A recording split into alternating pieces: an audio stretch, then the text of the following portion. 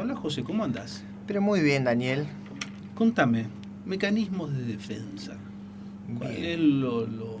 mecanismo de defensa? ¿Significa el no animarse? ¿Significa el no querer ser? En realidad los mecanismos de defensa, al menos los que propuso Freud en su momento y aún hoy se Mm, esparcieron por todos los ámbitos de la psicología y la psiquiatría después, son mecanismos que son inconscientes, que la persona no se da cuenta que los está utilizando. O sea que es todavía un poco más complicado de lo que vos estás proponiendo. No es alguien que dice, bueno, me voy a defender de esto. En realidad no se da cuenta que está defendiéndose de una idea que justamente lo que el aparato psíquico, esta es una de las primeras ideas que propone Freud del aparato psíquico, que es, hay ciertas ideas, cosas, imágenes y demás en la mm. mente que yo no quiero saber. Entonces las reprimo. Hasta ahí todo bien, o sea, las mando al fondo, las escondo abajo del sótano, ¿no es cierto? Pero ¿qué pasa? Eh, También hay otra cuestión que es lo que Freud llamó el retorno de lo reprimido, que lo reprimido siempre insiste en salir, en busca cualquier beta Mm. por cual escaparse. Y Como el entonces, agua. Como el claro, agua cuando está en un lugar, si no está bien cerrado todo, ujú, se filtra por cualquier se filtra espacio. por cualquier lugar. Si la represión fracasa, entonces aparecen los contenidos reprimidos en la Mm, conciencia. Y pueden aparecer de distintas maneras, y para eso existe la defensa, es una manera de mantener cierto equilibrio en el aparato psíquico. Una de las más conocidas que podemos darnos cuenta incluso en la vida cotidiana es la negación. Pero no es la negación consciente, es la negación de negar algo, por ejemplo, de lo cual yo no estoy sabiendo que realmente, o no quiero saber que realmente, entonces lo niego. O racionalizar algo, por ejemplo. ¿Qué quiere decir racionalizar? Racionalizar es justificar alguna actitud mía, pero de alguna manera un poco quitándole todas las ideas afectivas. Entonces de esa manera yo me protejo de no emocionarme, de no, qué sé yo, puedo decir, pero usted, por ejemplo, ¿por qué llega tarde a todos lados? Entonces yo digo, ah, no, lo que pasa es que todos acá llegan tarde, mm, ¿no? Es una manera de justificar y al mismo tiempo hay otro mecanismo que se llama la proyección, que es proyectar afuera algo que me pasa a mí. O sea, mm. veo en los demás cosas que a mí no me gustaría reconocer en mí. Y obviamente que Yo es soy una malo manera, porque todos son malos. claro, es una manera de reconozco que soy un poco malo, pero también dejo afuera algo que yo Mm, no quiero reconocer en mí, ¿no? La proyección es un poco más fuerte todavía, es decir, por ejemplo, estoy viendo una película de terror y me estoy asustando y digo, che, cambiemos de canal porque me parece que estás un poco asustado. mm. O sea, te reconozco a vos, es un ejemplo un A mí poco me muy... pasa siempre con, bueno, dentro de todas las cosas que me pasan, con mi suegra que dice, vamos porque él está cansado. Claro, bueno, eso es Yo no proyección. estoy cansado. No, sí, se te Ujú. nota cara de cansado. No, la que está cansada es ella.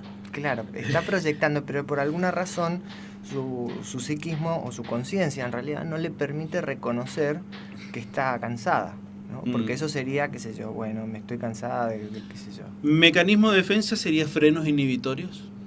En algunos casos pueden llegar a inhibir. Buena la pregunta, porque los mecanismos de defensa no son malos. Justamente mantienen en cierto equilibrio el aparato psíquico, pero cuando eh, hay por alguna razón, hay como un abuso de estos mecanismos de defensa, podemos llegar a la inhibición, por ejemplo, ¿no?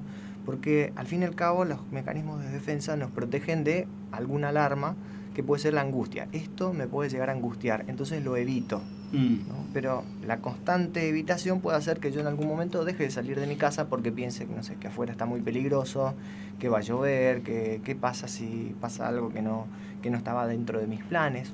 No sé, hay personas que necesitan tener todo bajo control, por ejemplo, y cierta idea de caos o de inseguridad, Mm. que la vida en realidad es caótica y no tenemos seguridad de nada, pero Mm. por ejemplo ahí tenemos una defensa. Necesitamos vivir con la idea de que todo siempre va a estar en su lugar. Y creo que hoy también pasa un poco así, ¿no? Cada vez peor, porque antes en la vida una persona ingresaba a laburar a un cualquier empresa y se jubilaba ahí. Ujú. Ahora, pensar que vos entras a una empresa y te jubilás es una utopía. Ujú. La dinámica de lo que significa el mercado laboral, la dinámica de la propia vida de uno. Pensaba que se casaba y ya era para toda la vida. No, no, no. La dinámica en todo sentido varió en todo eso.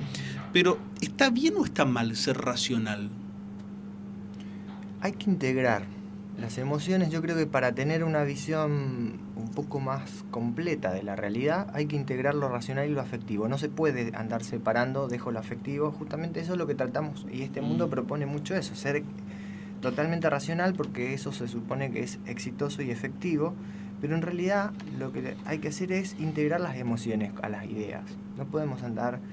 ese mecanismo se llama aislamiento, que es aislar la emoción de una determinada idea. Por ejemplo, no sé, me separé de mi novia. Ah, bien, y no, me separé, ¿viste? ¿Cómo estás? No, yo bien, ¿viste? Estoy negando y estoy... No. Pero ¿y por qué se separaron? No, me cansé, ¿viste? No tengo ninguna emotividad en el discurso, por ejemplo. Y hay que conectar, hay que integrar las emociones y lo racional. Eso es lo más sano, porque el aparato psíquico, todo lo que es emoción es como un flujo continuo de energía, podríamos imaginarnos así, y que necesita salir por un lado. No podemos estar comprimiendo o reprimiendo todo eso, porque eso en algún momento sale de alguna manera. Hay un mecanismo que Freud describió que se llama sublimación, por ejemplo, al cual no todas las personas pueden acceder o lograrla, que son los artistas. Los artistas pueden sublimar sus impulsos, por ejemplo, mediante las obras de arte. O, por ejemplo, un médico puede todas sus pulsiones agresivas canalizarlas a través de hacer una cirugía. Por ejemplo, en vez de matar a alguien a cuchillazos, Claro. Va y hace una cirugía. Y eso está bien visto y además es productivo para la sociedad. Es una manera sana, podríamos decir, de canalizar sus pulsiones. Sí. ¿No? Canalizar las pulsiones y ¿Cómo dijiste el término? Sublimación. Eso sería más o menos cuando uno dice puse cable a tierra en tal sentido, subliminás todo eso. Podría ser, lo que vos decís me parece que es más una catarsis, es liberarse, ¿no? Liberás por otro lado. Sacarse, por ejemplo, también había Freud en sus primeros estudios, cuando utilizaba la hipnosis y demás, hablaba de catarsis, que hacía que el paciente recuerde determinada escena que estaba... Y en ese recordar liberaba el afecto, y por eso él decía, bueno, acá hay una catarsis, ¿no? Que es cuando, bueno, me voy y le cuento algo a alguien que me lo estoy conteniendo, guardando, y digo, me siento mucho mejor ahora. Bueno, ahí hice catarsis, dicen algunos, ¿no? Que es como largar un cable a tierra. La verdad que altamente interesante. Forma de contactarse contigo, José. Bien, mi teléfono es 3794-335619, o si no me pueden encontrar en el Centro de Estudios de Psicología y Psicoanálisis, que queda por Junín 2206.